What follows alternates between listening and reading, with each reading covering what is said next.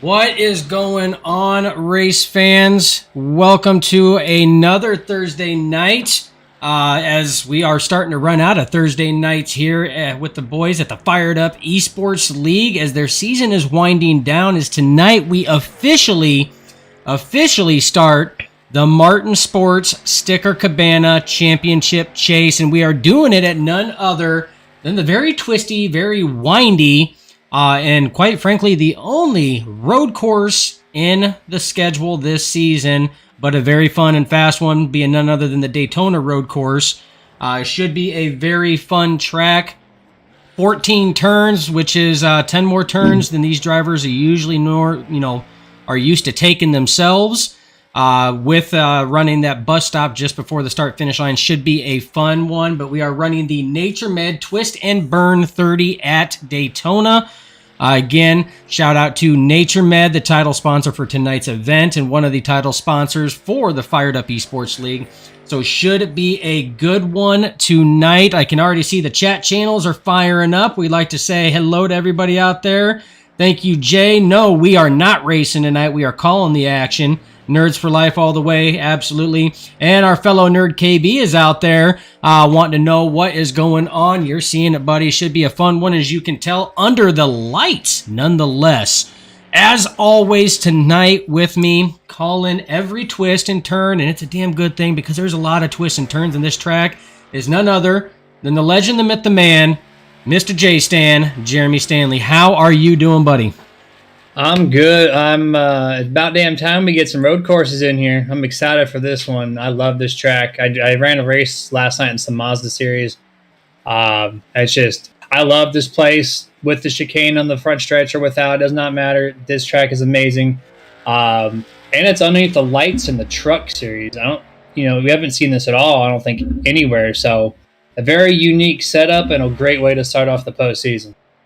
I could not agree anymore on that aspect of it, and you are correct. I don't believe I have seen this track really ran. It's under the lights in this aspect, with especially in a league situation. So again, the Fired Up Esports League, the boys at Fuel, always trying to step up that excitement level a little bit, and it should be exciting. 30 laps of racing action tonight, Jeremy. Pit window is looking to be roughly somewhere between 17 to 20 laps, so theoretically you can make it on a single stop unless you are Mr. Josh Benoit and he's still running his same strategy, and it might have to be two. Yeah, that guy's... we can't even keep up with at this point. He's got so many different strategies he's tried over the season, and yeah, we'll see. We'll find out. They got 4 sets of tires in pit road waiting for him if they need them. But the shortened race, and you can make on one potential stop. Using those tires will probably going to be to your deficit, but who knows? We've seen some weirder things happen and work for these guys. So, it's going to be. We haven't seen them on a road course yet, so I have no expectations for tonight. I just know it's going to be a fun one regardless, and keep an eye out on that front stretch chicane there before the start finish line. I think that is where your move of the race potentially could happen. Yeah, it definitely, if set up properly, is going to bode for some fantastic finishes and line crossings for sure. With that, I do want to say that J-Stan, you're getting a shout out on the chat channels. Mr. J is shouting you out. So again, chat channels lighting up, and we love to see that. We love hearing from you guys out there. Saying hello. We love bringing you in on the broadcast throughout the entire broadcast. Let us know who you're rooting for. Let us know who your favorite driver is. Let us know what you think about the action on the track. We love doing it. We love bringing you in on it. Now, with that, Jeremy, we have stated that tonight is the official start of their Martin Sports Sticker Cabana Championship Chase. Now, their chase format setup had ended with the regular season, taking the top 13 drivers in the championship standings, setting them above the rest of the field, and letting those 13 drivers duke it out over a 4-race championship chase, pitting those drivers against all 4 specialties of track types offered for stock car racing, being first and foremost the road course tonight.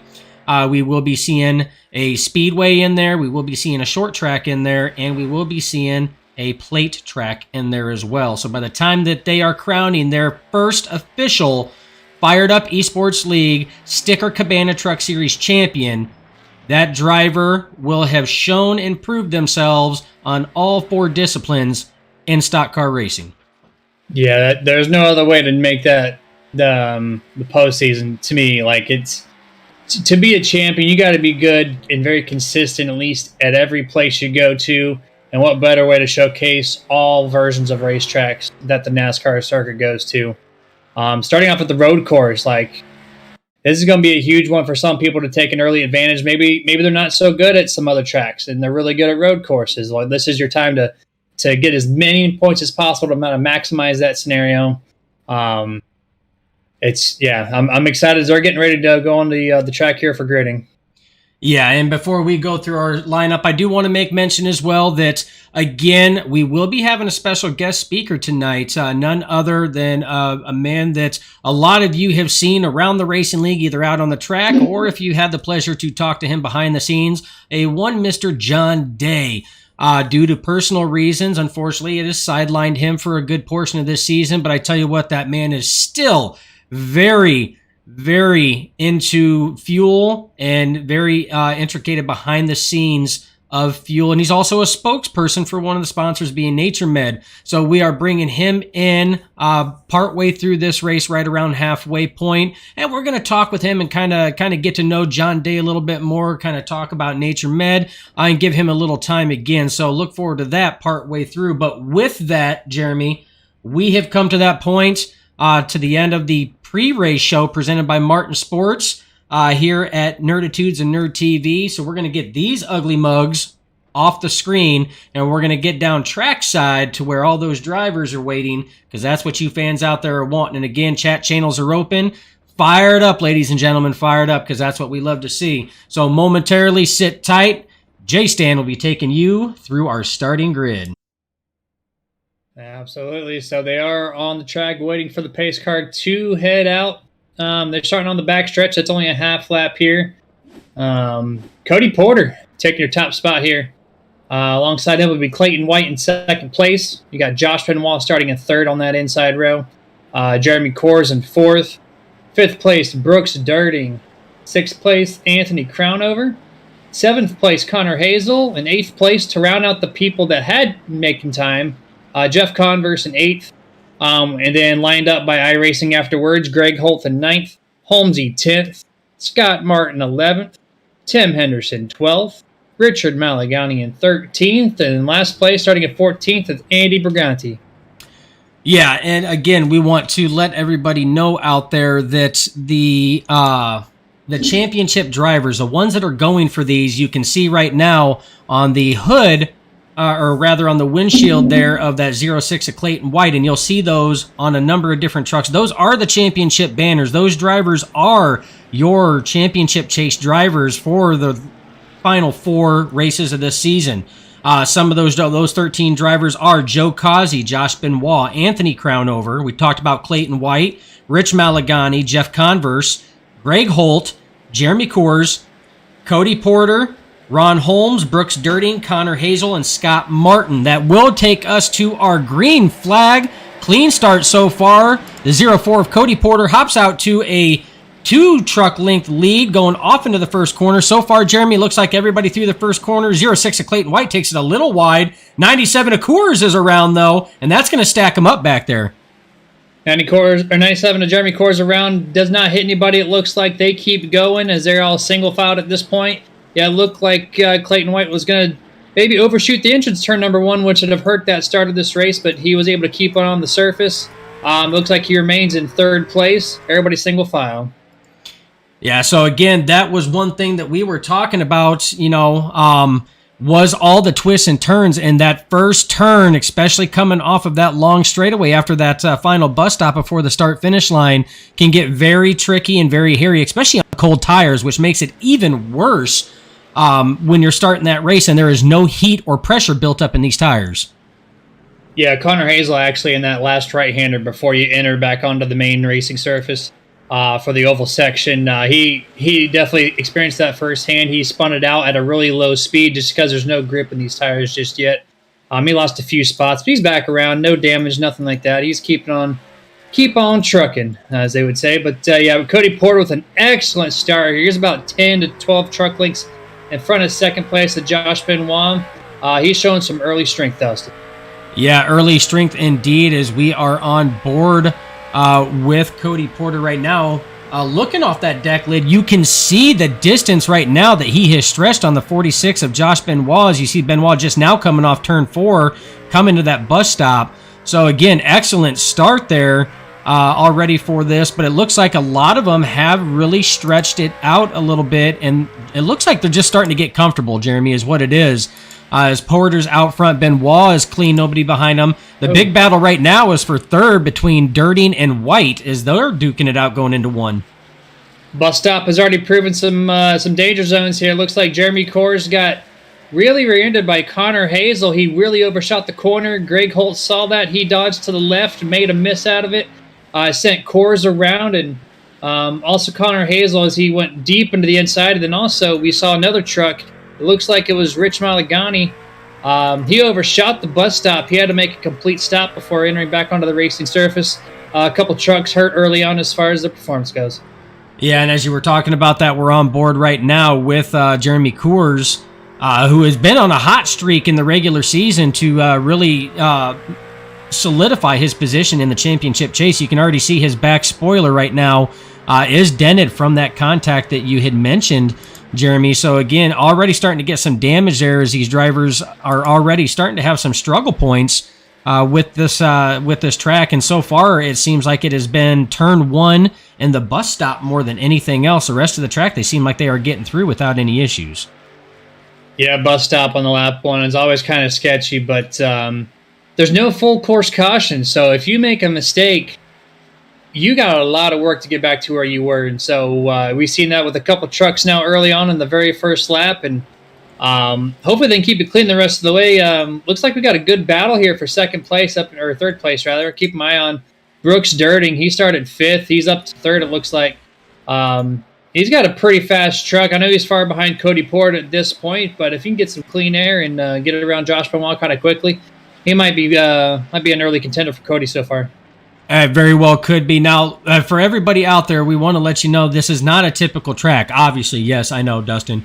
Dumb comment because there's right-hand corners. I get that.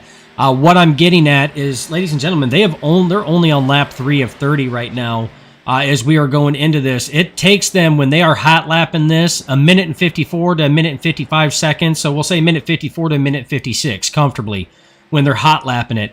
So it's taken them, when they're on worn tires and everything else, probably 2 minutes to get around this track per lap. That's why then a number of laps are cut way down with this. So even though there's only 30 laps, ladies and gentlemen, there's a lot of racing that is still left to be done. So right now, with the way it is, it's Cody Porter stretching it out. But here pretty soon, that 46 of Josh Benoit is going to have some more company in the form of the 99 of Dirting and the 06 of White, as they are starting to chase down that 46, Jeremy. Yeah, slowly but surely, Josh Benoit maybe easing him up a little too early. Just had a really good start there, but he is starting to fall back to the way of Brooks Dirting and Clayton White. They are hungry and trying to move up in the position. I wanted to make a quick note, too. It looked like Jeremy Coors had gotten a little bit of contact with, go back here and take a quick look. That was, no, I think it was Holmesy got in the back of there in the middle of the backstretch, and yeah, it was Holmesy. He made some contact really weird in the middle of the backstretch and got loose and spun, but once again, it was only a single truck incident at the end of the day. So he had some early struggles, and it continues for him, but he got it back going, so hopefully he can keep it clean the rest of the way. Yeah, you're talking about Coors, and I'm going to take us to this battle for 7th right now. You've seen Coors make a pass on the 22 of Malagani. That was for position. That was for 8th. The 3 trucks that you see on your screen right now, that is your battle for 7th. That's Greg Holt in that Lego number 3 truck in 7th, Coors in 8th, and the 22 of Malagani in 9th. So again, another very close battle right here, much like that battle for 2nd between Benoit, Dirting, and White. So again, we do have some micro clusters of trucks here and some really close battles when it comes to road courses. Malagani whips it hard to the inside of Coors, getting that draft coming through that tri-oval. And looks like we'll have that preferred line going off into turn 1 to secure that 8th place position back again. He's on the brakes kind of early, though, and he gave it right back to Coors, but Coors really overshot the corner there, and Richard Malagani will take 8th place back, this time securely as he dips in front of Jeremy Coors. Yeah, you mentioned we have a couple of racing packs, 2nd, 3rd, and 4th place, and then right here as you're watching, 7th, 8th, and 9th. Both of them have some pretty high intensity here early on as Coors gets almost into the grass once again. His tires are hot right now after overshooting turn number 1. He's going to lose some decent ground over to Malagani.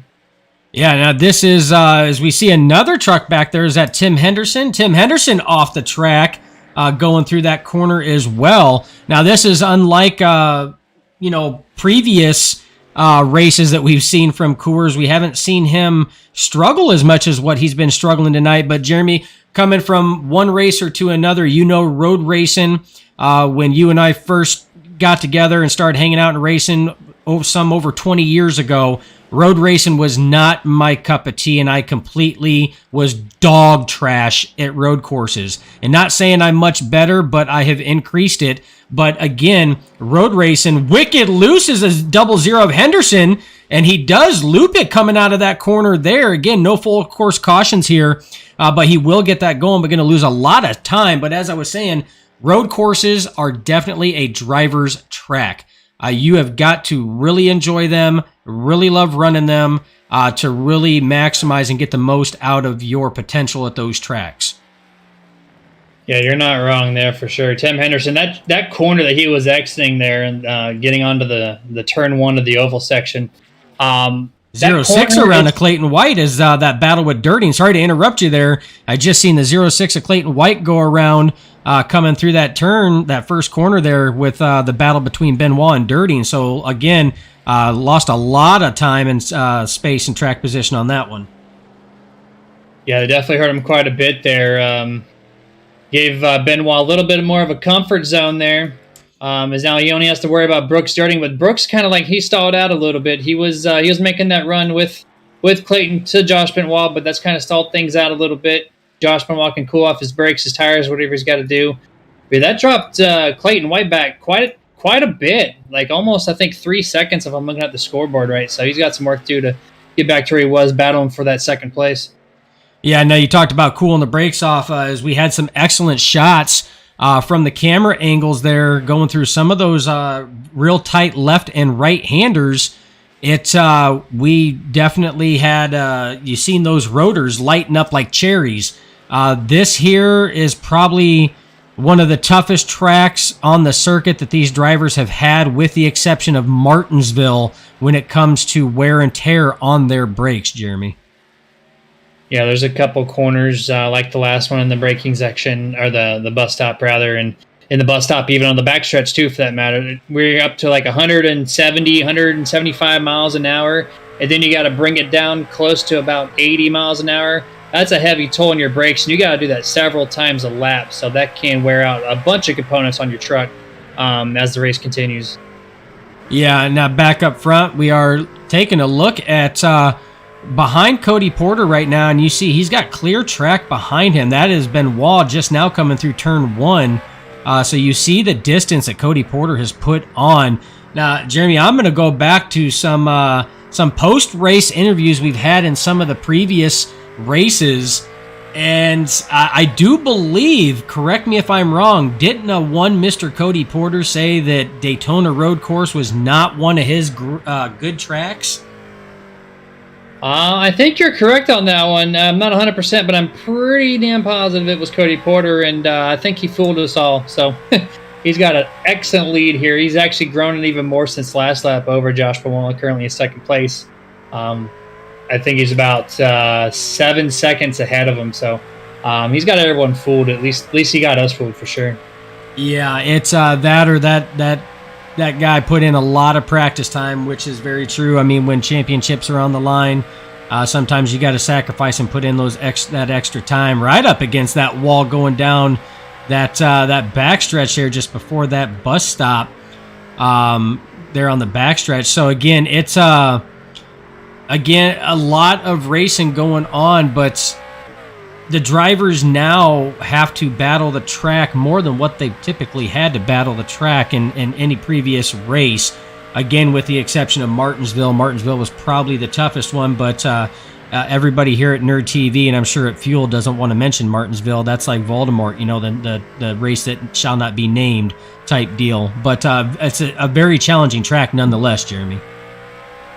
I'm going to have to agree with you that Martinsville would be classified as something like that for sure for quite a few drivers out there anyways. But yeah, these guys are really spaced out right now. It won't be like this for until the end. I know they're not used to the road course scenario. And it's very true that Cody could have done, crazy amount of time on the wheel for practice for this event. We only have 4 races in the playoffs. That's not much time to win it or lose it. So you got to make sure on your A game each and every week, as we told you about 2 weeks ago. It's the most challenging playoffs I think I've seen a league do in quite some time. So they have a lot of work cut out for them if they want to crown themselves as champion. Yeah, it's speaking of champion, that's the surprising story, or one of them for tonight, is the part of our current points leader coming into this event, Joe Causey, not being present. Causey had been holding that points lead for quite some time now, a good number of weeks, and will relinquish that points lead for the first time in a number of weeks, and is going to lose a lot of points, and quite frankly, missing the race, probably going to lose his chance at a championship, because he's going to be a full race behind everybody else, even if he would show up to win the final 3.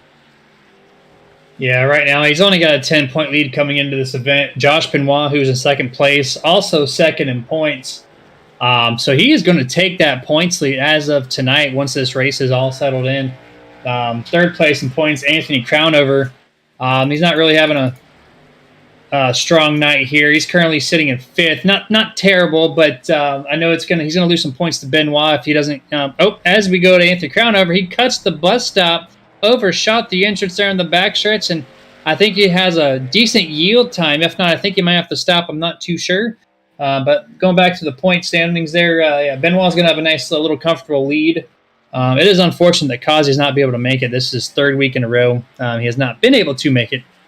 So he is dropping like a fly through the point standings as of this week.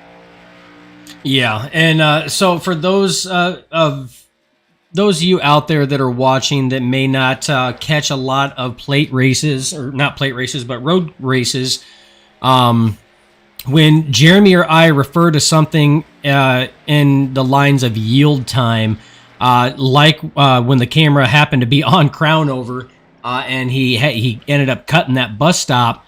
When you cut the track, because there's no full course cautions, you have to yield. There's a set amount of time, a number of seconds that you have to yield down to a certain speed for that time to tick down. And once it hits 0, you can bring it back up to full speed again.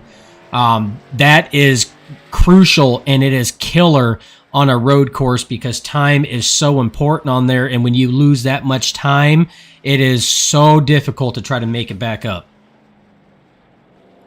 Yeah, it really is. And I was victim of my race I did yesterday here. I just barely put the right sides under the dirt. In the bus stop, I just cut a little too close, and it gave me a 4-second yield, which doesn't sound like much, but it doesn't give it to you like right away. You have to like stop and wait, or if you try to like just kind of coast and let the time tick down, it eats up a lot more time than what you think, because you have to build that speed back up on that long straightaway sweeping corner section of the oval side of 3 and 4. So you really lose more like 6 or 7 seconds on that. So that's a huge difference, and a mistake that you definitely don't want to make, because that'll make or break your night. Yeah, talking about making or breaking a night, live feed right now is showing the 97 of Coors on pit road at the service of his crew right now. He's been on there an extended period of time. Right now on screen, it's showing 90 seconds. That's from the time that he hit the pit road start line until he crosses the exit line, but still at almost 100 seconds. He's been on there for quite some time, and actually our timer is going to time out at 120 seconds. So Jeremy talking about making or breaking a night, unknown exactly what ailments are causing issues for that number 97 car for the initial race for the championship chase. Yeah, I'm not too sure. He had a really good bus stop exit there on the backstretch, and he got to the front stretch section, and he kind of just dipped down below the turtles there on the final little chicane area before the start-finish line, and just kind of blew through the corner casually and coasted through pit road, and I'm not too sure what's going on. But yeah, he's in the pit road for a very long time. That looks like it might be the end of his night, to be honest, at least competitively. So he didn't hit anything. I don't see any damage that need to be done. I don't know if the engine maybe blew and we didn't see it, but yeah, he's still being serviced by his crew right now, and that's super unfortunate for Mr. Coors. Yes, it is. It is a very unfortunate thing. But as we are looking through the field, Jeremy, we're going to go through the field and take a look at some of these drivers as they've been spaced out. Looking right now at your leader, Cody Porter. Since the drop of the green flag, he has taken off and not looked back. He has continued to distance himself away from second place, Josh Benoit on that 46 truck, and has been running away with this race. Very clean truck, has kept it out of trouble all night long, and as long as he keeps sailing like this here, Jeremy, definitely looking for a good finish tonight. Second place right now, trying to chase down that 0-4, is that 46 of Josh Benoit. Benoit started very strong. Did have a little bit of battling there with the 99 at Dirting and the 06 of Clayton White, but has since then stretched it out and is kind of out there all by himself, just like the 04 of Cody Porter. So 46, very strong, as he's now starting to creep up on that 67 of Scott Martin. Third place of Brooks Dirting right now. Again, very clean race. Had that excellent battle between the 46 of Benoit and the 06 of White. But right now is not having any pressure from behind for the moment, and still has a lot of work to do to try to catch back up to that 46 truck of Benoit. Clayton White sitting in fourth right now, having an excellent race. First chance we've got to see road racing for this gentleman here, and he's not disappointing one bit. Just one little slip up that he had there going through turns one, kicked the truck sideways, did lose a lot of time, but he has made some of that time back up, but solidly running in that fourth position. Fifth position, rounding out your top five, is that number one of Anthony Crownover. We haven't talked about this gentleman a lot today, Jeremy, but has ran a very clean race. The only slip up we had was going through that bus stop there. Just overshot a little bit, ended up mowing the grass for the groundskeepers, which I'm sure they're probably fine with because there's a lot of grass to go around for this road course. But other than that, has been running a very clean, very stout race here with 21 laps to go, coming to 20 laps to go. So that is your top five. Jeremy, if you want to run us through the remaining top 10. Lego man Greg Holt running in sixth place right now. Picked up 3 spots since the initial start. He's running pretty comfortably right now, a little bit over 6 seconds over your 7th place, Richard Malagani. Going back to him, also had a pretty decent start. Had a good little battle there for 7th, 8th, and 9th. Looks like he came out on top of that, being in 7th place. That truck's been running pretty decent overall. Then we go back to 8th place of Connor Hazel, who had a couple early instances as well, miscut one of the corners and spun out on another, but he's sitting there in 8th place right now. And then you got 9th place Tim Henderson, who's your last truck on the lead lap. Also, we've seen him with a couple mess-ups, which that's showing what the theme of this race is here, is if you make a couple incidences like that, there's no full course caution to make it up. So there you're sitting back. He's almost two whole minutes behind the race lead time right now.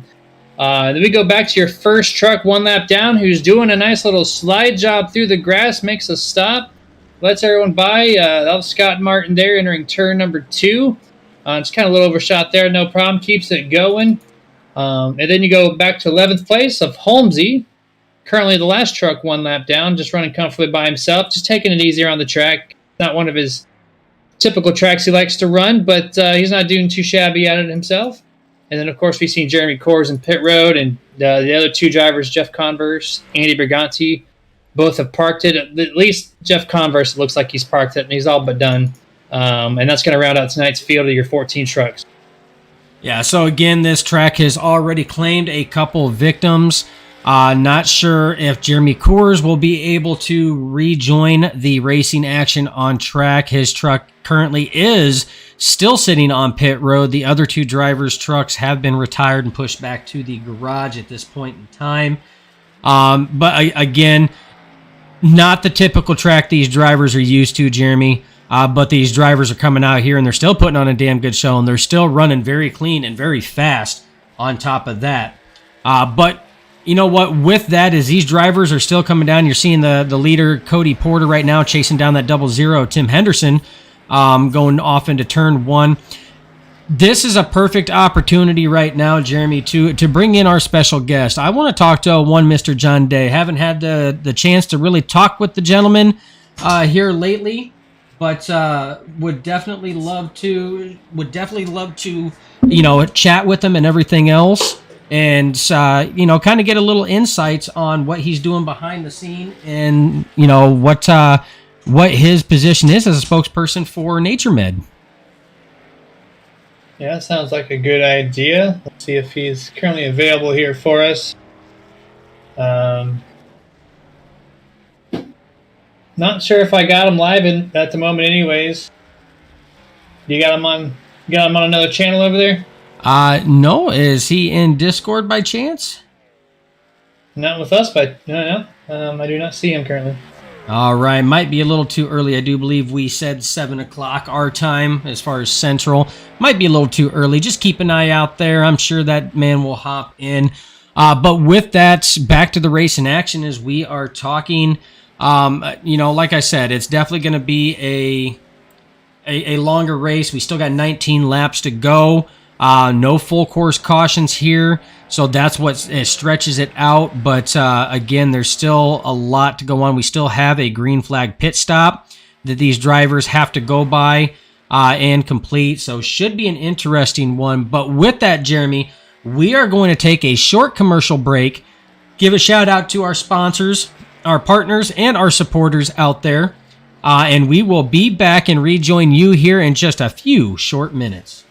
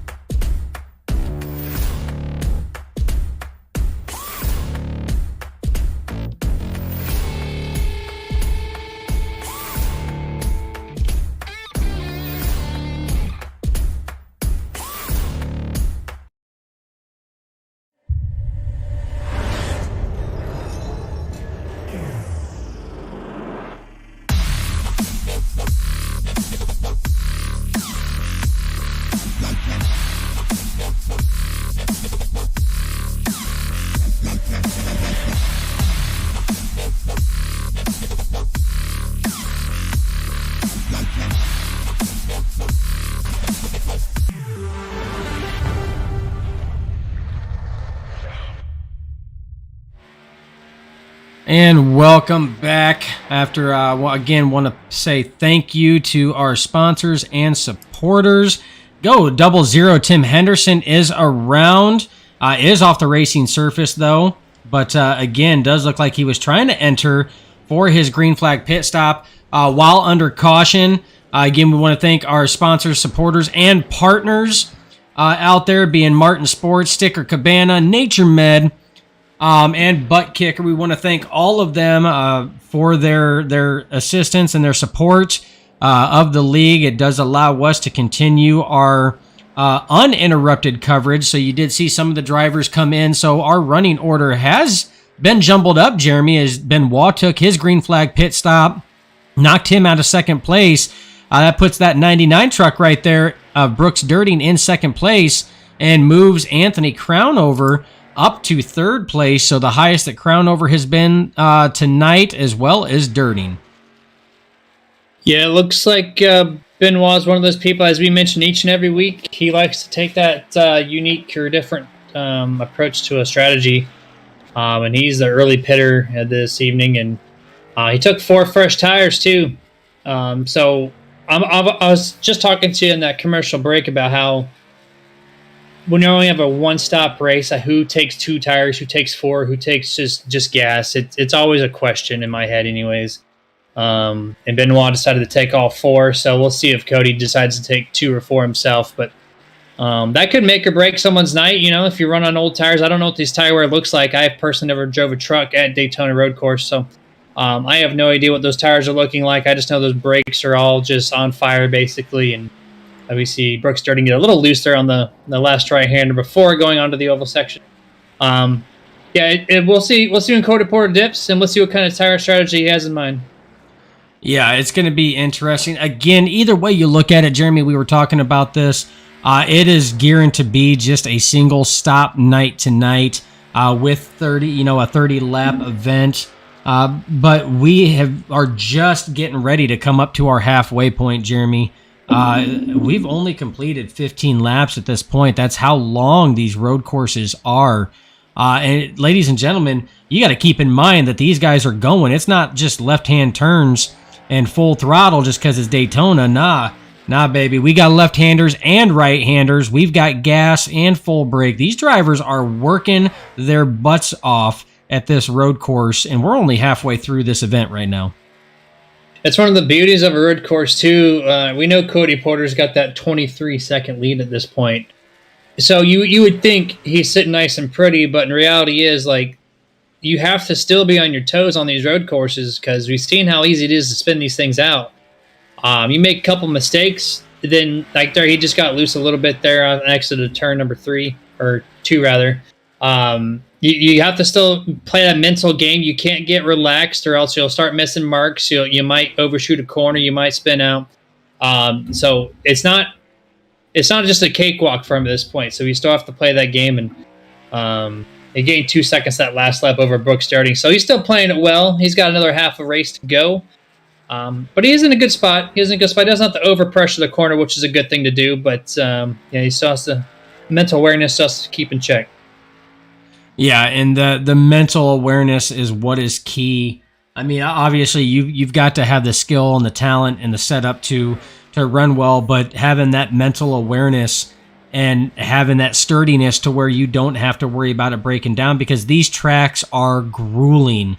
They are just grueling on a driver. Like you said, Jeremy, it's just, you can hit. There's 14 corners in this track. You can hit those 14 corners, just how you need to for 15 laps, but you come across that 16th lap and mess up one corner, and it can jack so much stuff up. And it takes a driver so long to try to mentally bounce back from that. And you don't have a lot of time to bounce back from that because that next right-hander's coming right up. 100% there. Richard Malagani dips down to pit road. He's going to make his only stop of this evening. That's the second truck we've seen hit pit road so far. Everybody else is on the track and kind of playing it out and see when they're going to make a pit stop. But we'll see what kind of tire strategy that Richard has.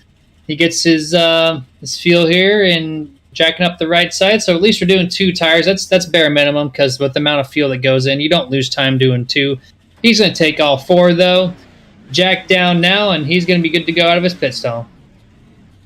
Yeah, very clean pit stop there. Not too much time in there for that for the 22 boys there. So again, in and out, and I agree, definitely 2 tires minimum. But I would expect that every driver is probably going to be taking 4 tires, Jeremy. I feel that is just going to be almost a necessity coming to this one, as the 99 of Dirting is now in pit road at the service of his crew.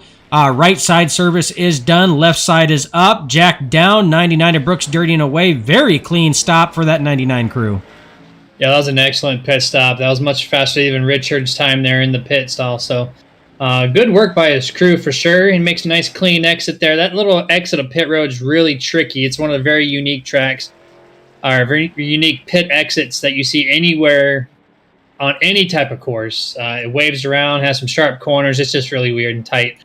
But yeah, so that's the third truck we've seen come down pit road. Just waiting on everybody else. I think we're going to see a bunch of other trucks do pit here real shortly, just because it's just past halfway, and that's typically the comfort point to come in and get a reset on everything and make your shot for the end. Yeah, and these guys probably could have come in on lap 6 or 7 if they wanted to, and probably still could have made it to the end without any issues. But you're absolutely right. Usually that halfway point in the back of a driver's mind, if they made it halfway through a race on that stop there, then they can make it the other half of the race. So that's usually always the go-to for drivers. Is our leader right now, the 04 of Cody Porter, is coming down pit road. Jeremy almost on cue, just as you said, hit that halfway point. Going to be coming to the service of his crew, passing the 97 of Coors still sitting there. I would expect 4 tires on this one. Right side goes up, so definitely getting at least 2 tires, waiting for that left side to go up. Left side does go up. Tires are swapped out. Jack down. Clean stop for that 04. Little bit of a light on the gas and clutch coming out of there, but very clean stop for your 04 driver, Cody Porter. Yeah, very clean stop indeed. Very similar stop. I think Brooks Jordan had a little bit of a faster stop, but not by much. It's not going to make too much of a difference. We'll see whenever Cody Porter goes around for the next lap to see what kind of time difference they have. But clean stop nonetheless. Both make a clean exit as well, so no issues doing that. But the cool part about the last little chicane there before the start-finish line is you're already down on speed, and then you just kind of turn left and gracefully enter pit road. So for you to speed entering on pit road at this particular layout, it's very difficult to speed unless you're just getting antsy with it, because you're basically already at pit road speed exiting the chicane. So don't expect any speeding penalties, that is anyways. But yeah, as we see Greg Holt now coming down pit road as well. He's going to be your 5th truck to do so. Let's see if he makes a good clean stop out of this on lap number 18. Yeah, Anthony Crownover just came to the attention of his crew just before the 3 of Holt came in. Clean stop for the 1 team. They're back out on the race in action. Expect nothing less from the 03 team. Right side's going up. Is going to at least be a 2-tire stop. Right side down, waiting for the left side to jack up. There it is. Tires going on. He's revving the engine, dropping the clutch. Clean stop for that number 3 of Greg Holt. Glad to see it every time, man. You can't lose time here. I know the difference is big, so if you're going to gain any spots up, you gotta be solid on those pit stops. It looks like Cody Porter stretched out his lead to about 44 seconds. I know before that pit road they were at 23, so I don't know where Benoit lost his ground, but right now it's sitting at 44 seconds. That's a huge lead. That's almost a minute. So Cody can really just gracefully go around this track at this point and should have a comfortable advantage here, coming with about 12 to go at the line.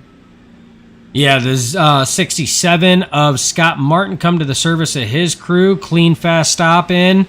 Again, good clean stop. And overshoot his pit stall, like I have a very bad habit of doing, which could be very easy coming in on this pit road as well, if not timed right. So again, so far, all the drivers, very clean pit stops in and out, which is exactly what you want. But you are 100% correct when it comes to Cody Porter. Almost a minute lead at this point in time. So what that's saying, folks, these drivers at about we'll say a minute and 56 seconds to 2 minutes per lap. He has a half a track lead right now over second place of Josh Benoit, who has taken over that second place again. So yeah, he can just sail it. He can just cruise it and not burn anything up, not risk anything. I mean, he can afford to lose some of that time, Jeremy, and still be to the plus by a lot. Yeah, it's just sometimes when you have too big of a lead, you almost get tired on the track. And I know I've been guilty of it before, where I've had a decent lead, and your adrenaline comes down. If you had an energy drink in you, that crashes, and sometimes you get pretty tired, pretty lonely out there.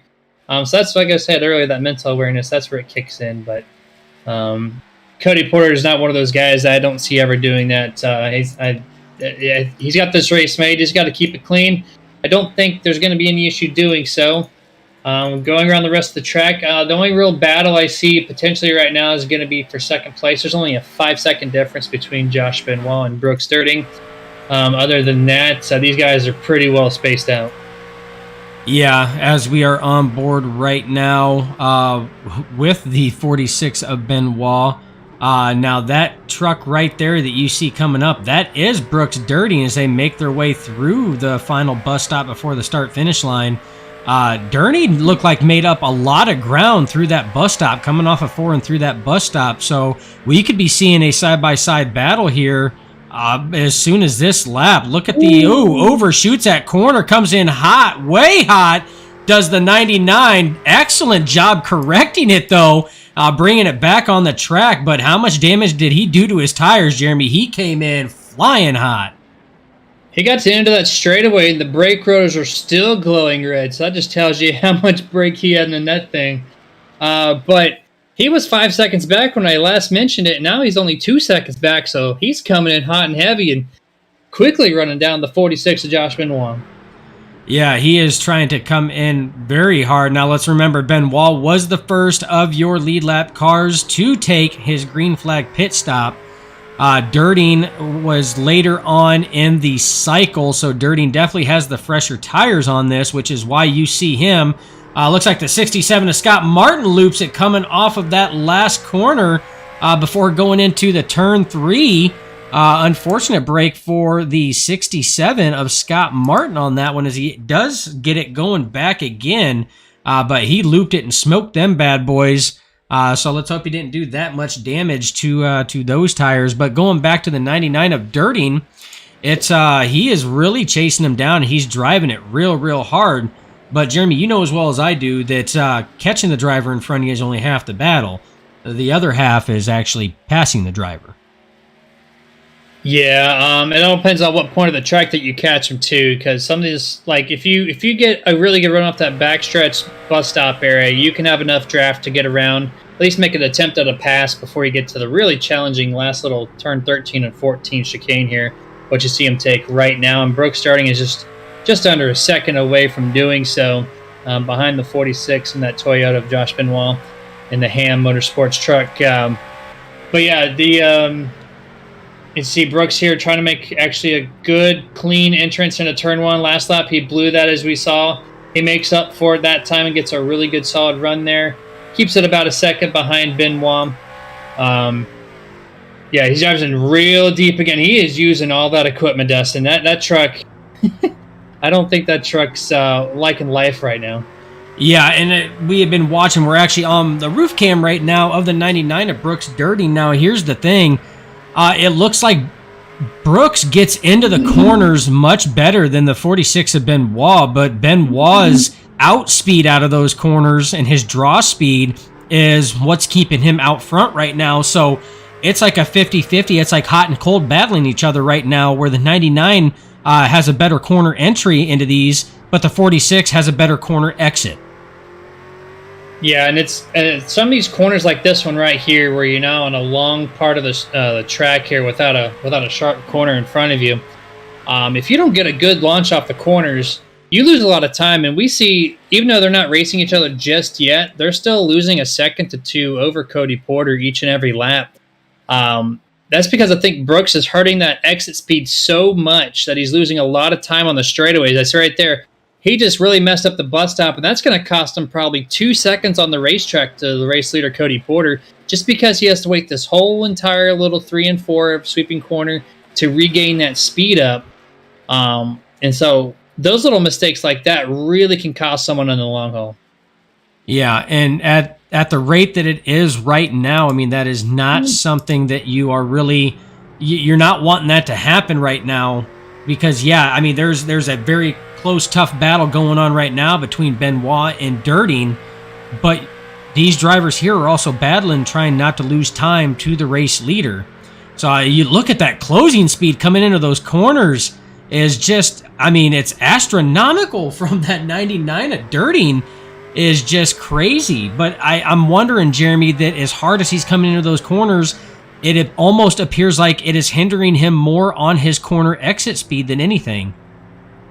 Oh, it is for sure a lot more. They both actually lost 4 to 5 seconds on the race leader. They're just that lap alone. So I feel like Benoit's starting to feel the pressure a little bit. And I don't blame him, too. You look in the back of the rearview mirror, and you see that 99 just with that closure rate. That's got to get you a little light-footed on the brake pedal. Maybe make you make some mistakes thinking you might get hit from the back. I know Brooks is good at not doing that, but when you see a truck coming that hot and heavy, sometimes you get a little timid. You do, and I haven't seen things like that happen since way back in the day, the days of the that black number 3, the Intimidator. That was an actual real-life driver that was so good at that, and that's exactly what he did, was intimidate drivers. Now, not saying that's what Brooks Durden is doing. He's driving the wheels off of his equipment, and you're going to see him really close in coming into this one here. Look at that closing rate coming in, but you seen on that last corner, he had to take it much wider than what Benoit did, and it hurt him, and he lost a lot of ground and distance on Benoit. So, again, definitely a good battle for second place we want to keep up with, but we want to take a look around the rest of the field and see exactly what we kind of got going on. We know Cody Porter is well ahead of this battle right here. But these two here, Durden kind of looked to the inside, thought about it, but knew that Benoit was already committed to that line and was probably going to lead to contact and a chopped nose. Yeah, the last lap, Brooks had a very similar setup, but he backed out a little bit earlier, and he really made a strong effort that time, but Benoit still wants to maintain second place, so that's what he does there. We see Brooks starting once again, just a little wide on that corner. Not terrible. He's going to lose a little bit more ground to Benoit here, and he's about a second behind. But yeah, going through some of these other trucks too, as you were wanting to do, Clayton White comfortably in 4th place. He's about a 4.5 second lead over 5th place of Anthony Crownover, who's currently your last truck on the lead lap. From 6th on back, they're at least 1 lap down or more. First one is half a truck behind Anthony, with Greg Holt being in 6th place. These guys, for the most part, are pretty spaced out, Dustin. They're kind of just ticking along, doing their own thing. Nothing wrong with that per se, but yeah, definitely the battle on the track. The only one, rather, is for second place, which is kind of important for Josh Benoit to kind of maintain that points lead after this race is all said and done. Yeah, because remember, right now, Benoit is sitting second in the championship points for that Martin Sports Sticker Cabana championship chase. So the higher positions he finishes, the more points he is going to spread away from him in second place right now. Speaking of Martin Sports Sticker Cabana championship chase, we do want to make mention that the final 4 races, so the entire championship chase for the Fired Up Esports League's Sticker Cabana Truck Series, are Martin Sports glove races, meaning that the winner of each of these next races, the final 4 races, will receive a pair of Martin Sports sim racing gloves. And I can tell you right now, from experience, I have had my hands in a pair of these. I own a pair of these. I have used them in racing, and I tell you what, these things are freaking amazing. I am not a glove person. I typically don't like having anything on my hands when I'm racing, but these things are something else. And any driver that wins a race or gets their hands inside a pair of these gloves, I'm telling you right now, you will forever be changed. If you did not like gloves before, you are going to freaking love gloves after you're done. Yeah, and actually the first time you wore them was during our broadcasted event Saturday, as we partake in the Saturday for the Boys charity event for Movember. And after that long race, 100 lapper, you had some nice dry hands from what you were reporting, and how they were the most comfortable things you've had on your hands. So if you can attest for it, I'm sure a lot of other people out there could absolutely agree with you. Looks like Brooks is dipping down to go back to the action just a little bit there, but he almost made a spot over Benoit. But yeah, those gloves from multiple people, everyone I've talked to, drivers, people just in general, our alumni like yourself, can really just say those gloves are super comfortable, no matter what you're doing with them. And the 99 of Dirting does make it on the inside. A power play pass. Forces it, gonna be a tough one. That was a crazy one coming in. Is now the 46 of Benoit is held up a little bit as it's 00 Tim Henderson gets loose after contact from the 46 of Benoit trying to make it through that bus stop. So Tim Henderson trying to get that thing turned around as it sits right now. So again, some of the issues that the drivers have is there's no full course cautions, Jeremy. There's trucks all over this track. They're spread from corner to corner, straightaway to straightaway, start, finish line to backstretch. So there's always passing going on in some way, shape, or form. Benoit made the mental mistake of backing into the track racing surface after he spun out there trying to hold off Brooks Dirting, and Tim Henderson got the extreme worst end of that, had to stop on the track, got hit, and then spun out afterwards just because the tires were hot and heavy or whatever. Actually, he got re-tagged, I think, by Benoit, but that is super unfortunate. But that's where we're going to see some heavy damage to the left rear of Josh Benoit. But yeah, they get to go back going straight, though, but Tim Henderson lost a lot of ground. Thankfully, he's still he's 2 laps down. He's the first person 2 laps down. He didn't actually lose a position, but he lost a lot of time to Scott Martin, who is behind it by a few corners now for the only other truck, and that's 2 laps down currently. Yeah, as we're watching the replay right now, you see the 99 of Dirting got a good run in there, and because of how fast it went through, I don't know if the 46 just overdrove it in there or if it caught him by surprise that Dirting was in there. And unfortunately enough, like you said, backed it back up right in front of Tim Henderson, who had nowhere to go. That was just Benoit trying to get everything going straight again, not to lose any more time than what he did. Is again, there's no full course cautions for the road racing crews here. So definitely big time loss there from the 46, as he'd been holding second for the longest time, but he had been under a lot of pressure from that 99 of Dirting. Those guys put on a hell of a show, Jeremy, for the last, 4 or 5 laps. Those guys have been going at it. Yeah, I thought Brooks's brake rotors were going to fall off the thing he was driving in so deep. I'm surprised even it was able to stick the corners the way he did, but yeah, he finally got cleared of them, and now he can kind of focus on what's ahead of him, just trying to gain any type of ground he can over Cody Porter, who's currently got a 40-second race lead at the moment with about 4.5 laps to go, rather. So he just got to keep it smooth, and Cody Porter will find victory lane with no problem. Yep, he's still, like I said, he's got to he's just got to keep that clean. He's got to keep it going. I mean, he has ran such a clean race so far, Jeremy. So, I mean, to go another 4 laps, I mean, that's all he has is 4 more laps. And, I mean, he's going to find himself in the winning aspect of winning, the first race in the Martin Sports Sticker Cabana Championship chase here for the Fired Up Esports League. Yeah, for sure. What a great way to start that. Going back here to Clayton White, now only 3 seconds back of Josh Benoit as well after that little incident there with Benoit. So we actually might have a battle for 3rd place unexpectedly because so. Clayton White drives a little bit harder in. I think he realizes he has a chance. Overshot that last corner there, entering the turn 1, which I think, Dustin, I think it's corner 7 or 8 when you go back onto the racing surface? Yes. Okay. All right. Yeah. So I'm going to stop calling it before the turn one. Just so I can get that correct for you guys. But yeah, then you're entering the bus stop here. It looks like he's actually gaining some ground. I don't have the live telemetry here. I'll see it whenever they cross the line. But it looks like Clayton White's actually making a little bit more ground over Benoit. Roughly probably 2 seconds or so away from him. Yeah, he is chasing him down. I mean, as long as he keeps making some smooth moves like that. That next truck, we're on board on the roof cam right now. Some excellent shots by the camera crews here for Nerd TV. But that next truck is Benoit.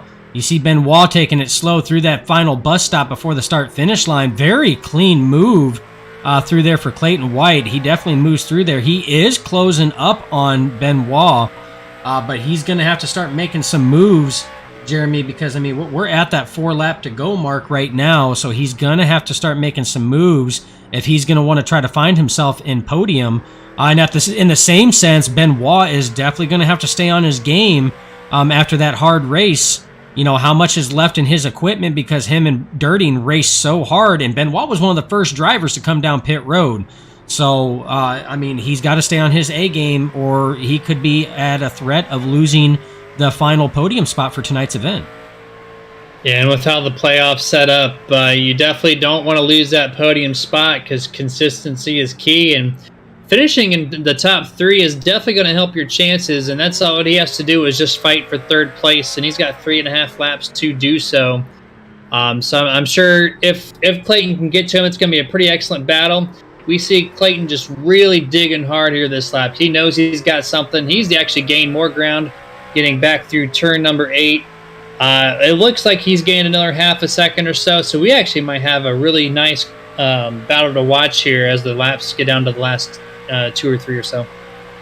Yeah, now, and again, it's going back and looking at the leader. I mean, we know that Cody Porter has got a commanding lead, and as long as he is clean for these final 3 laps, I mean, he's got it in the bag. Brooks Dirting right now, after getting around the 46 of Benoit, has put a lot of distance in between himself and Benoit. As you can see, there is no trucks behind him. That's Benoit coming out of 4 right now. Malagani was in the bus stop, and now it's Benoit and White coming out of 4 going through the bus stop. So no pressure for Dirting at all. Those drivers there are clean sailing. Your battle right now is between these 2 drivers for that final podium spot, coming up now between Benoit and White. And like you said, Jeremy, Clayton's catching them. Look at that entry and that closing speed, right? Here's your move. This could be your move. As Clayton on the inside does take that over. What a power move going into turn 1 by that 06 of Clayton White. I thought for sure he was going to overshoot that corner, but he found some grip, some speed. And Benoit trying to find a shortcut here really overshoots turn number 2. Thankfully, he lets Clayton White go by without any injury there. That's going to hurt Benoit's chances of getting back to that podium spot. Clayton White's now going to set sail in 3rd place. Yeah, that was, I would have to say that was almost a last-ditch effort right there, just to try to rebound, to try to get that good run on there, and it just looked like it was a slight miscalculation on Benoit's part. I ended up cutting the course there. Excellent heads-up job by both drivers, because Benoit definitely cut the course and slid right back up the track, right in front of the 06. So good heads-up job by both drivers to stay out of each other and preventing any issues or anything else in contact between the 2. As you can tell right now, Clayton White, no pressure from behind. He's got nobody in front of him that he's going to be able to chase down with 2 laps to go. So as long as he sails and hits his marks for 2 more laps, Jeremy, we could be talking to Clayton White for the first time in our post-race podium show presented by Sticker Cabana. You got to keep those tires clean and on the surface, and he's going to make that happen. I don't see any engine failure happening in his path, and his nose is nice and clean. So that should be no problem there. And looks like Anthony Crownover kind of realizes he might have a shot at Benoit now, since Benoit has fallen back even further. Just under 2 seconds from him, so he's digging deep. See if he can maybe do something at him. Benoit kind of ramps the curbing a little bit. Anthony Crownover really clean through that last little chicane there. We got 2 laps to go now. Yeah, 2 laps to go. We are on board right now with Anthony Crownover. You did see him go through that chicane, that final bus stop before the start-finish line. He did make some time up on that. Very clean turn 1. He's chasing it down, and the thing that could hurt the 46 of Benoit and could possibly cost him another position is he does have a lap truck in front of him that could pose some difficulty with these two battling it out, especially with them coming up to the next corner. So again, with 2 laps to go, we could see yet another position exchange out here, depending on how this plays out, Jeremy.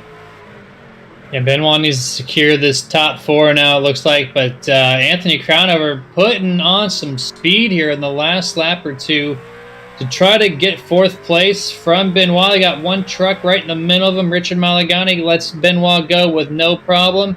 And then I expect the same here as they go out of turn number 8 back onto the racing surface on the oval side as he stays to the high side, it looks like. Or at least to the mid-line. I think he's going to let Anthony Crownover here. Hopefully he does, so we can see that action going to the last lap. Yeah, what Crownover's getting right now is something that Benoit didn't have, and that's some draft pull. There is draft that is coming up with a number of these drivers. Look at that closing rate coming into the... Wow, that bus stop coming through there. He closed right up, and a lot of that was from that help from the draft from the 22 in Malagani. So again, we are at our final lap right now. Our leader, Cody Porter, has taken that final lap. He is on his final lap and smooth sailing right now as long as everything keeps going to claim his first victory in the postseason. Brooks Dirting is in a very comfortable 2nd place as long as everything keeps going that way. Not going to have any issues with that. He is going to claim a podium spot in the postseason. Clayton White, again, with an excellent power move, looks like he is in line. No pressure from front or behind to claim his very first podium of the season. The battle right now on that final lap is between that 46 and that 1. Those two are duking it out and battling hard. Question is the 1 of Crownover going to be able to topple the 46? Well, he drove it way too hard into turn number 1 and lost a little bit of ground to Benoit, but he's pretty good for the remaining section of this road course part of the Daytona National Speedway. Going through that fast left-hander here. This is the last little tricky, or second to last tricky corner we have here. Anthony puts some huge brakes on that thing and stops it in the corner, makes up a little bit of ground up for Benoit. They got 1 more sharp little left-hander here before they get back onto the main oval section of the track. And Anthony making up great ground again. Nice and easy on the throttle. Exit off the corner nice and smooth. He's going to have some good drafts getting to the bus stop. Yes, and your top 3 did pass the line in that order. Cody Porter does take your victory. Brooks Dirting 2nd. Clayton White, first podium of the season, in 3rd. Right now, your battle, though, is going to be for this spot right here, that 5th position. Who is going to be able to take it? Crownover gaining a lot, really closing in on it. Big mistake right there by the 46 coming off of there. He breaks it loose, cuts it through, yields a position to the 1 of Crownover. Crownover will take that 4th position. Benoit will regain the racing surface. Still come home with a 5th place. Tough break for the 46 on the closing lap there. What a race, though, and Jeremy, just some badass battles that went on, though. That was some great driving there by Benoit to kind of keep it away from going back up to the track into the Anthony Crownover number 1 Chevrolet there. So, but that's unfortunate. He does still come up with the top 5, but he did lose a point there in the point standings to kind of start off the point season here for the post race. Not what he wanted to see as he fell back from 3rd to 5th in the last few laps, and but nonetheless, pretty decent race overall there. Cody Porter, I'm sure he's really excited about that performance as the guy who says he can't really drive at road courses too well. He completed that. He fooled us too well there. But, yeah, Brooks Dirting, comfortable 2nd place as well. I'm sure he's stoked about that. As we just saw, Clayton with 3rd, Anthony Crownover 4th, Benoit 5th. Everybody else behind them. 1 lap down or more. Greg Holt's going to be 6th. Richard Malagani in 7th, Connor Hazel 8th, Tim Henderson 9th, and to round out the top 10, Scott Martin himself. Rounding out the rest of the field is going to be Ron Holmes in 11th, Jeremy Coors, who had that early race mechanical issues, 12th, and Jeff Converse 13th, and Andy Berganti in 14th. Both of those drivers retired early, pulled those trucks to the garage early off in the race. With that excellent racing by everybody involved, that, Jeremy, is going to take us straight to the post-race podium show presented by Sticker Cabana, where we are going to interview our podium top 3 finishers.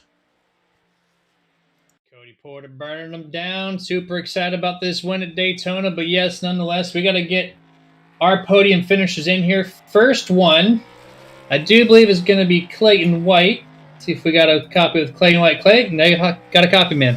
Yes, sir. Nice to talk to you finally.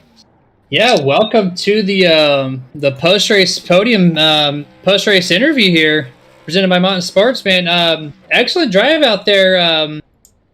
You kind of had a little bit of help there from Benoit. He kind of fell back to you a little bit. After that pit stop and everything, did you think you had a chance at the podium position? I did not. I thought when I did my best to stay off Brooks when I caught him coming into the inner loop, I was like, yeah, pretty much done here, because I know I lost like 13 seconds from him.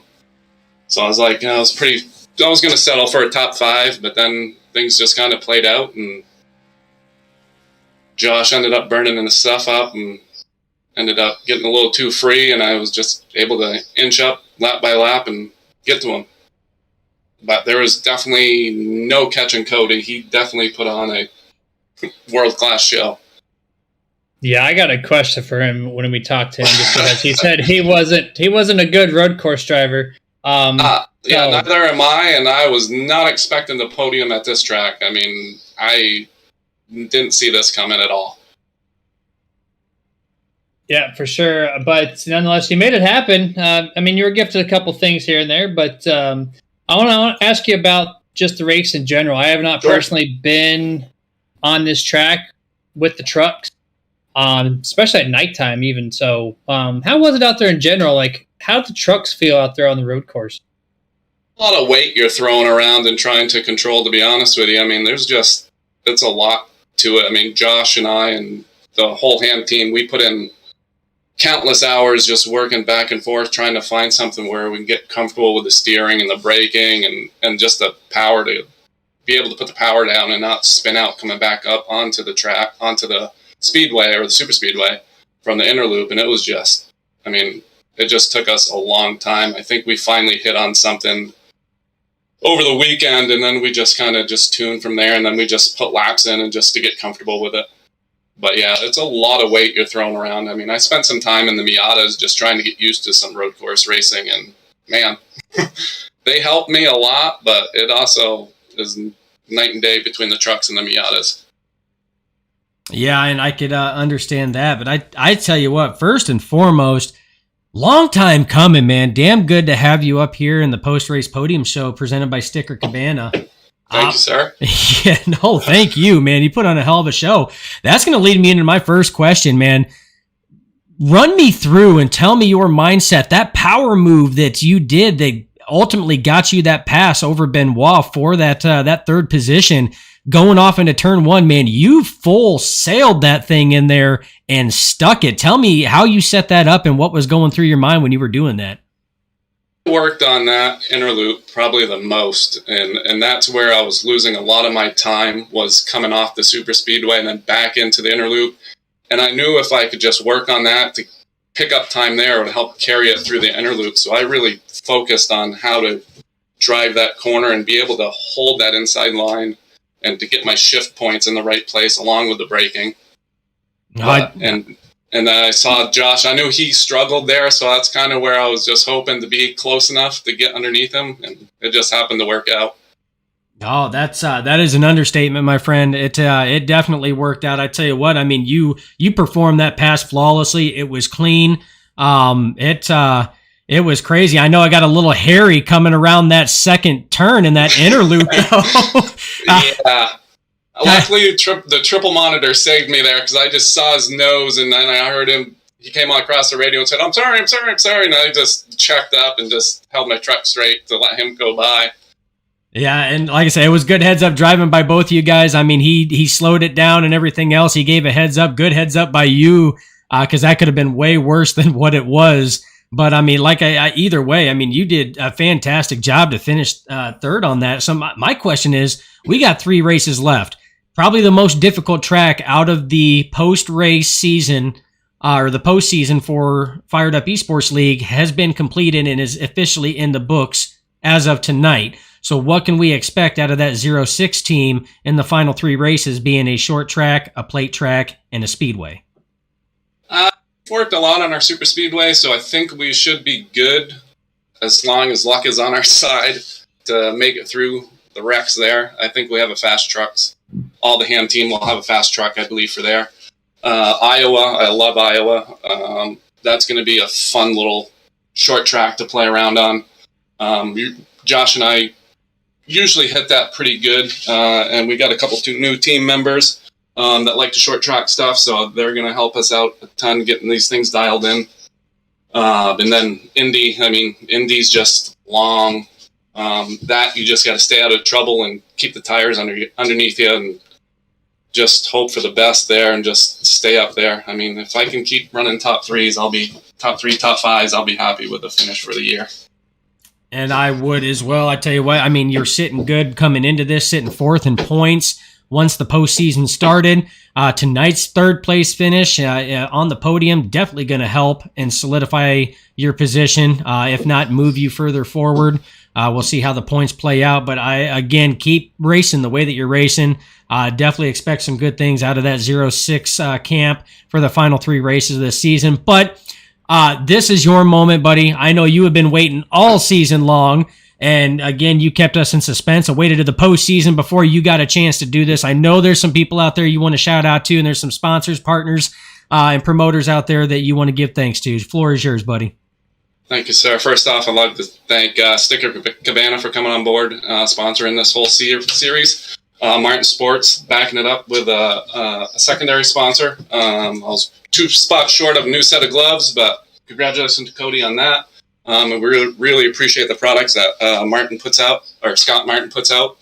Check him out at Scott Martin 906 or martinsports906.com. Nature Med, another one of our sponsors that came on board halfway through the season. Proud to have them aboard. Family out there watching, like my wife, with all the support that she gives me and the products that she buys me to do this. I appreciate that. The whole ham team, Josh, Holmesy, a couple new ones we'll be seeing next season will be joining us. And yeah, everybody out there, nerditudes for the broadcast. You guys do an amazing job. We appreciate that. I'm hoping the people out there watching enjoyed having John on there to get a little bit of his point of view and perspective of everything. Hope he continues doing well, and hope to see him back on the track with us soon. And yeah, and you and Jeremy for all the hard work you guys put in. We appreciate it all and look forward to the rest of the season with you guys. And congratulations to Cody and to Brooks Dirting. I tried the same move on Josh on him, but it didn't work out too well. So I'm glad he was able to stay off him and let him keep his good run going.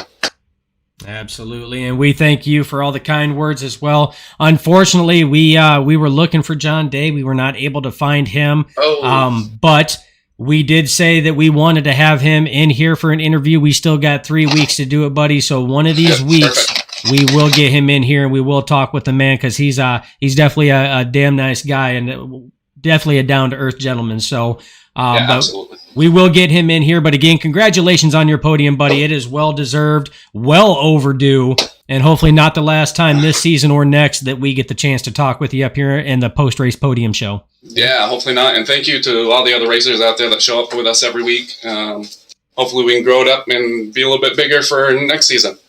Absolutely. That is your 3rd place finisher, first podium of the season, well-deserved and definitely hard-earned, Mr. Clayton White. All right, looks like we have our 2nd place finisher this evening, Brooks Dirting as well. Brooks, do you have a copy, my guy? Gotcha, man. Congratulations on the 2nd place finish, first race in the postseason. That sets you up well for the 4-race showdown here. How you feeling after that one? That was a pretty hard fought in. I thought the brake rotors are going to fall off that truck there as you're running them down. The things were glowing the whole entire lap. How'd you get the thing to stick to the track? I honestly don't know because I didn't. The guys back at Frontline built that setup for this week, and I'm a terrible road racer, and the setup was good and better than I was. So all I was doing is try not to wreck it too bad. So this is like a win, really. Yeah, so we've heard Cody Porter say he's not good, and we just talked to Clayton. He also said he's not good at road courses, and I guess the top three aren't good at these places, but apparently you found some talent out there. You made it happen. How much prep time did you have going to this event, knowing this is the only road course of the season, but at the same time it's in a really pivotal position in the schedule? So how much time did you get on this track before tonight? I turned about 11 laps yesterday and then jumped into qualify today. Not nearly enough, and I felt like I got better as the race went on. I think my best lap came midway through the run, right after pit stops. So I finally got a groove going.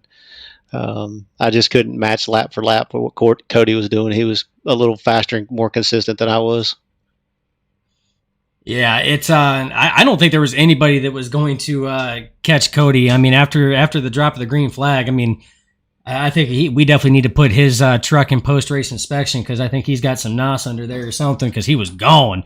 But I tell you what, like Jeremy said, I mean, was there anything left of that truck whatsoever? Because, I mean, the racing that you and Benoit put on was, I mean, wild. At your closing rate coming into the corner, I do believe, and Jeremy, correct me if I'm wrong, I compared that to, I mean, old footage that you've seen Dale Earnhardt Sr., where he dubbed the Intimidator name coming in there. I mean, the closing rate was just like that. It was crazy. I mean, how did you maintain that as much as what you did?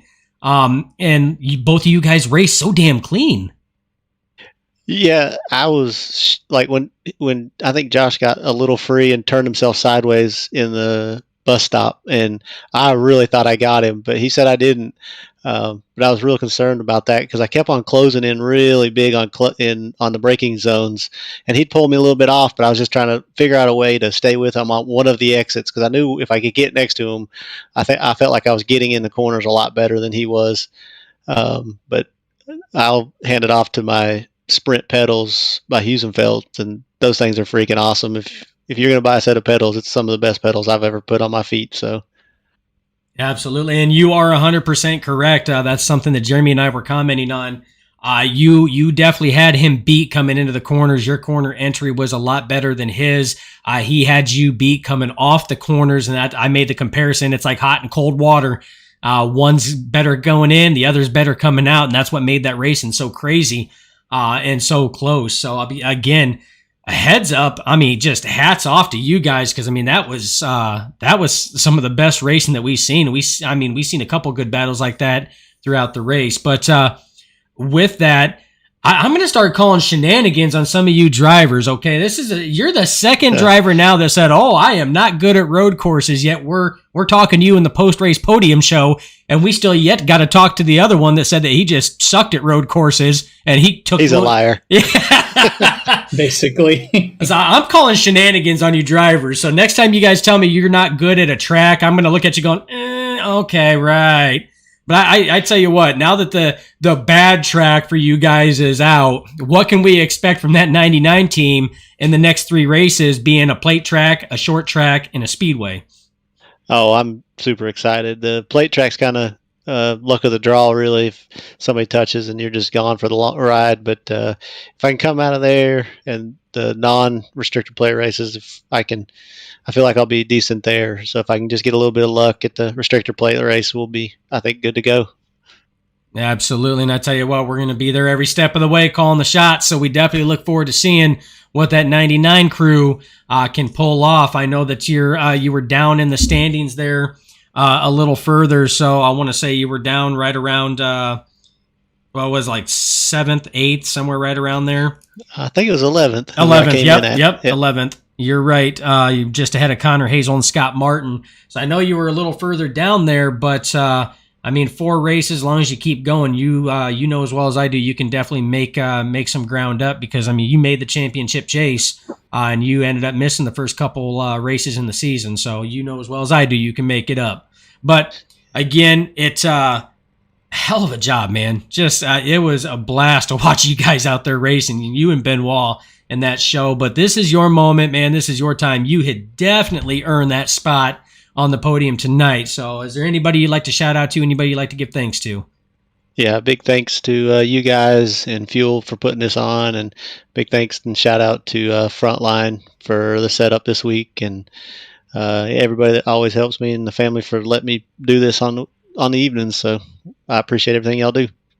And we appreciate all the thanks that you give. And I tell you what, we thank you guys because you guys put on racing like that here, and usually road courses sometimes is hard as far as action. But I tell you what, you guys put on some good racing and a couple different little micro packs there. So fantastic job. We definitely look forward to seeing what that 99 team and you behind the wheel piloting that truck can do for the remainder of the season. So again, congratulations. Good job. Thanks. I appreciate it. Absolutely. That is your second place finisher. Yet another driver that says that road courses are not their thing. Mr. Brooks Dirting finishing second. So good points night. Good finish for him. But that leaves one more that we have got to interview, Jeremy. That is our race winner, none other than the driver of the 04, Mr. Cody Porter. And Mr. Cody Porter himself, do you have a copy? Yes, sir. Congratulations, winning the first race and the post race. You got yourselves a set of Martin sports gloves coming your way. Heck yeah. I was told you're not good at these things. Yeah, I think you fooled us. How much practice did you get out there since you aren't so good at these things and just crushed the field out there tonight, man? So I have a weird knack for ovals or stock cars and road courses. I have no idea why. I can't drive a road car to save my life. Not fast at all. But for some reason, you put me in a stock car and I could just wheel it around. I spent about 2 weeks on the setup, trying some new tricks and things I've learned over the season, and I think it paid out pretty well. Yeah, I'm in agreement with you when it comes to an oval style car on a road course. For some reason, that's always been my little thing as well. I don't get too many opportunities at it, but when I do, it's always a fun, good time, regardless if I'm good or not. But having fun with it and winning tonight's race by a long shot, that's some pretty good stuff out there, man. I want to just ask about the race in general. I know I talked to Clayton a little bit about the truck and this track. I've never ran this combination before, and what's your thoughts on this package? So I love this track. When they first brought it here last season, I had so much fun with the trucks here, even the Xfinity cars. I think it fits perfect. This car and this track is a perfect combo where you have just enough power to lose control of the truck if you're not careful, but also not enough power where it's just you're like on ice the whole time. And you gotta save those tires. I think Brooks was saying that he was super done for at the end of the race. He had no tires left. I made sure to baby it the first part of a run just to make sure if anyone caught up with me, I'd have something for him, basically. Yeah, and we can understand if you go back and watch the race replays later on, you'll understand why he didn't have anything left. He was driving the wheels off that truck for sure, trying to get past the 46 of Benoit. But I'm with Jeremy. Yeah, you had us fooled saying that road courses were not your thing. You and the second place finisher, Mr. Brooks Dirting, both said road courses were not your thing, and you were the top 2 finishing drivers. So again, I'm calling damn shenanigans on this because I'm not buying it now. And I know that there was one other track that you said that you were kind of iffy on that was scheduled for the postseason, and I'm not buying that either. So my question is, what could we expect out of that 04 team for the remainder of this season? And don't tell me that there's a track that you're not good at. Yeah, I can say Iowa is not my strong suit. The way you have to drive that track is weird. But I feel very confident about Talladega.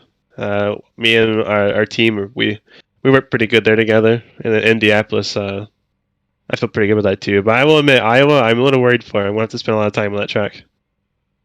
All right. So if we end up interviewing you at Iowa, then we're going to give you all kinds of shit, right? I expect it. All right. So I tell you what, man, it's since the drop of the green flag, I was joking around with Brooks saying that we definitely need to get your truck in post-race inspection because I swear that thing's got NOS on it because you were gone from the drop of the green flag. Tell us how that track was when racing. I know there was a couple times where you had some lap traffic. How big of a challenge did that pose, that lap traffic, trying to get through, especially when a number of the drivers typically don't come to a road course in these trucks? Sorry, I'm having little mic issues. So I don't know if I cut out there. Yeah, so lap traffic wasn't a huge deal. I kind of wanted people to just run their line. I noticed at that point when I started catching lap traffic, I had roughly like a 10-second lead, I think. So I wasn't too worried about losing time. I try to make it clear to everybody, like, hey, like, just run your line. Don't get out of my way, please, because then you might run into an issue where I expect them to stay in their line or whatever, and they don't, kind of thing, you know. So that was a little hard, but I think towards the end of the race, everyone kind of knew how everyone was racing each other, so it wasn't a problem after like probably the first two cars. Yeah, and I noticed that one of the first cars that you were coming across was, I believe it was a 33 of Ron Holmes, and you were taking him on that second corner there in the inner loop. And I seen you kind of jut the wheel to the left there to go out and around, almost like you were surprised. But it did seem like it got a lot better going from then on. So again, I mean, excellent job. This whole championship chase going into it, there's a lot of fast trucks, a lot of good, solid drivers on there, and I'm very curious to see exactly what everybody can do going into this. And I'm curious to see what you can't pull off at the three tracks that you're super good at, because again, I'm not believing that you're not good at Iowa, so we'll see that later. But again, I mean, a damn good run, man. I mean, you definitely own this track through and through, got that victory. Fantastic job, well deserved, and definitely hard earned on that one. Again, you got 2 weeks worth of practice in on that setup alone. It shows, buddy. It shows. To keep up that hard work. But this is your moment. It's your time to shine. You got the camera, you got the mic, and you got the floor. Anybody you'd like to shout out to? Anybody you'd like to give thanks to? Yeah, I appreciate it. This is a great momentum for our team. Gonna keep our heads down and keep pumping for these next three races. But I gotta thank you guys for the stream. I looked back through it while we were waiting for the interview, and it looked amazing. So that's awesome. I got to thank Money Shift Media, my sponsor, and SVD Setups for providing me with all these tools I have to put these trucks on the track as fast as they can be. Absolutely. And again, we appreciate all the kind words. There's a lot of work that goes into what we do, just like there's a lot of work that goes into what you guys do. And the two coming together, gel, and make a beautiful thing for sure. Again, congratulations, buddy. Definitely look forward to seeing what you can't pull off coming next week as we visit another plate track, but this time here, not one with a lot of right-handers at all. So, it's going to be exciting. There you go. But again, congratulations, and we look forward to seeing you again next week, buddy. Awesome. Thank you, guys. Have a good one. And that is your event winner for the Nature Med Twist and Burn 30 at the Daytona Road Course, Mr. Cody Porter. So, again, Jeremy, it's at the point now to where I'm not buying it. I'm just not. I don't believe these drivers when they say that they're not good at a track anymore. Yeah, they're telling us that they don't get much practice time, and then they're coming to a track with little practice time and saying they're not good at a track, and they come out with second place or first place. And I'm not even going to listen to them anymore when it comes to that kind of feedback. I'm with you 100%. Yeah, we're just going to just show up and just pretend they know what they're doing. And that's typically what happens is they show us they know what they're doing. So decent race overall. Got pretty spaced out there. But toward the end, though, with those couple of late race battles, that was some really fun entertainment that they provided for us a little bit. I got a little bit on the bad end of that. But things happen on road courses from time to time. But overall, I enjoyed it. It was a blast. And we're going to move on to next week. Yeah, it should be a good one. I do want to give a shout out. Anthony Crownover was on there. Says, damn, I just kept shooting myself in the foot. I got fast as the race went on with no practice. And that is the driver of the number 1 Chevy Silverado, Anthony Crownover, that did finish 4th place in tonight's event. Don't shoot yourself in the foot too much, buddy, because that was a hell of a run. That's a solid finish at a road course.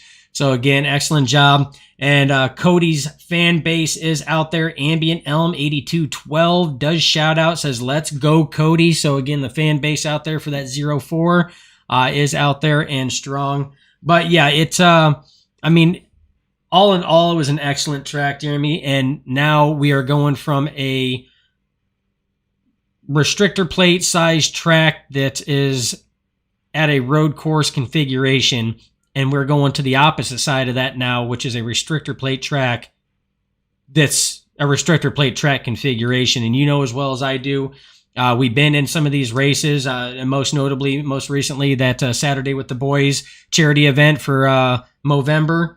It's a lot of it is at the whim and luck of those around you.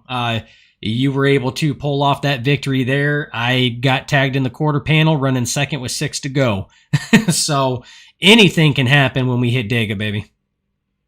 Yeah, it's just the nature of the beast, and you have to have that mental mindset of you could be in first place on the last lap and finish 10th when it's all said and done. So, I mean, to be in a points position race for the championship, it's a huge curveball for some drivers. You're going to see some strategies of laying back, going forward, trying to do what they can to secure a running spot anyways for the end of the race and not take themselves out early.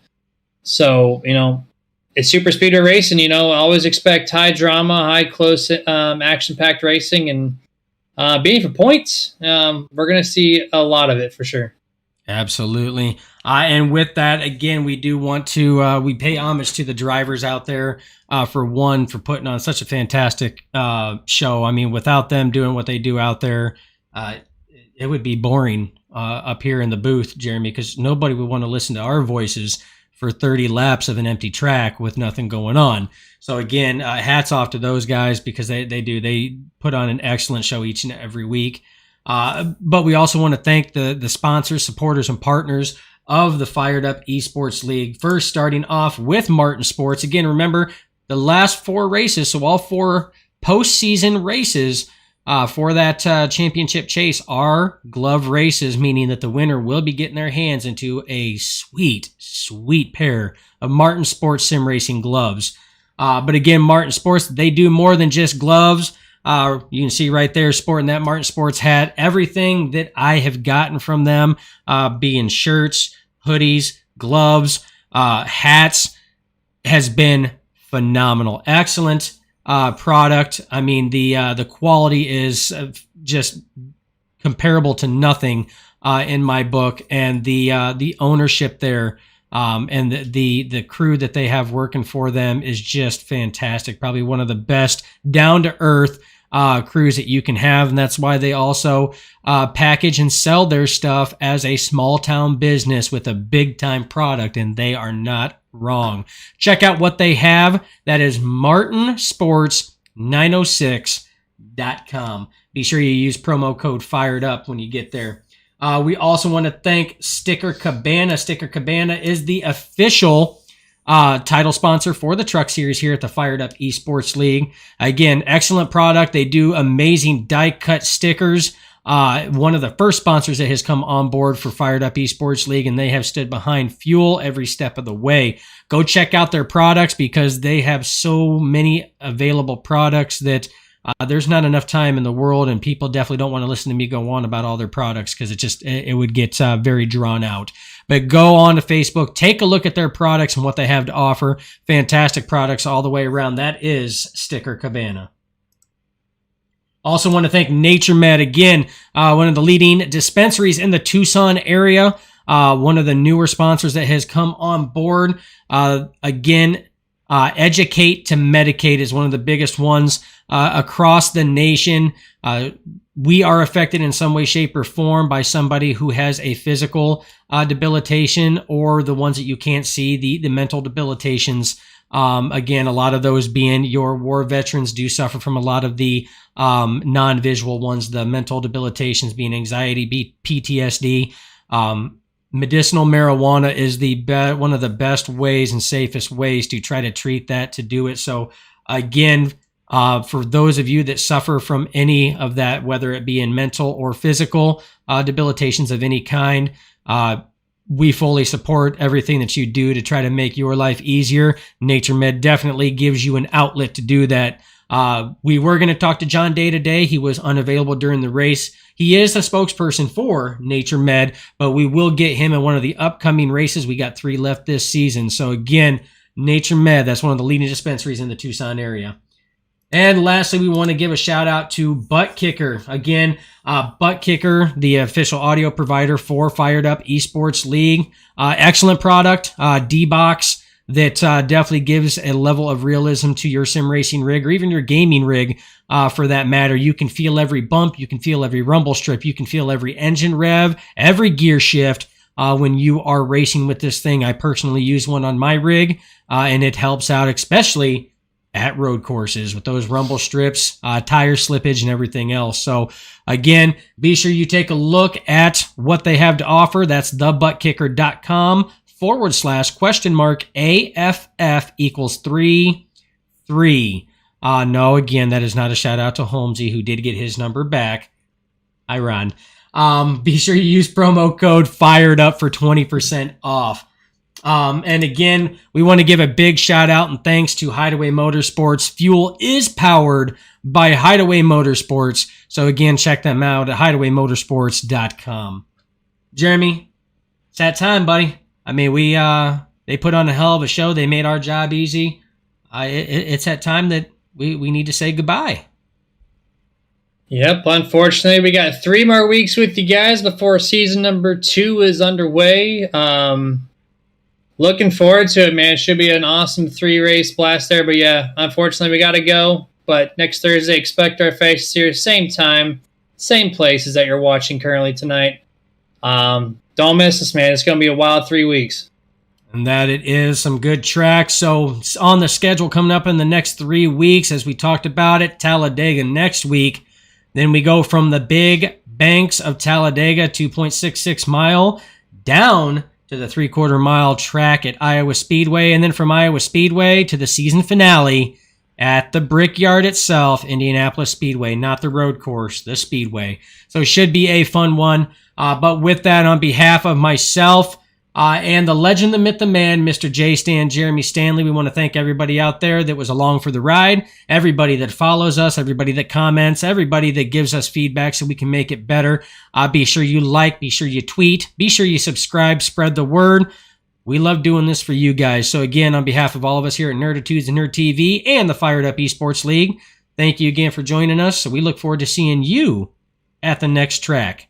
Stay safe out there. We'll catch you on the next stream.